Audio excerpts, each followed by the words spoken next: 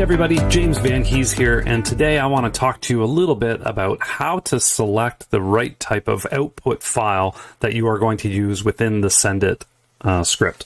So let's jump to the app here, and we will see that the filing option, or the file name option, is sitting here underneath the nameplate of your custom recipe. Every recipe has its own custom name and the opportunity to do a custom file type.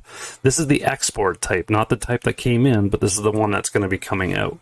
So you have the option of doing JPEGs, PNGs, TIFFs, or PSDs. And you'll notice with the JPEGs, you have the ability to do the quality scale. If you're used to the Adobe landscape, you will know that this scale here will greatly impact the size of your JPEG file that you're exporting. And typically anything between 80 and 100, visually speaking, especially if it's just going to be used for screen, you're not going to see much difference, but you are going to see considerable file size savings. So that is an option that's there for you. The only other caveat to talk about is some people report when they're doing circles or they're trying to do transparencies and using a PNG output that the system seems to be hanging. It's incredibly slow.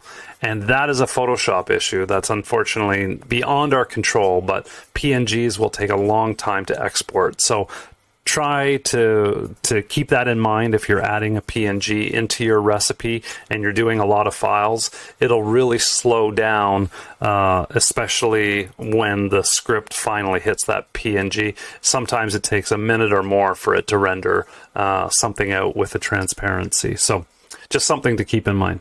But that's it. It's that simple. TIFFs and PSDs are there, and that's all you need to know on how to export those file types. All right, more videos coming your way. Have a great day, guys.